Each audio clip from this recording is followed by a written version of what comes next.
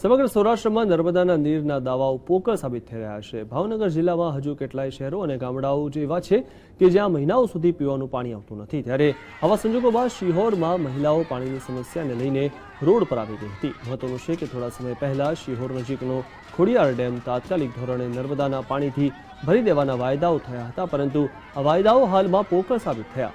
પાણીની સમસ્યાથી પરેશાન મહિલાઓ તો રીતસર પાણી માટે નગરપાલિકાની ઓફિસમાં રોઈ પડી હતી। પાણી માટે નગરપાલિકાના શાસકો સામે આજીજી કરી, જ્યારે કે તંત્ર કે શાસકો દ્વારા કોઈ પ્રત્યુત્તર નહીં મળતા આખરે તેઓનો આક્રોશ માટલા પર ઉતર્યો હતો। જ્યારે નપાણીયા નગર સેવકો હવે મને મત ન આપતા તેઓ બોલી રહ્યા છે।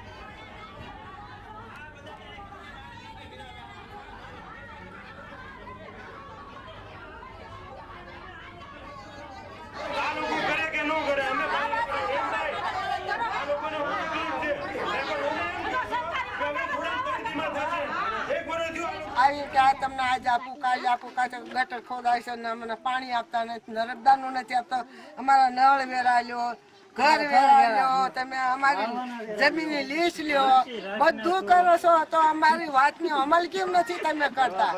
અને અમને પાણીના સુવિધા પણ અમને દાર આપો।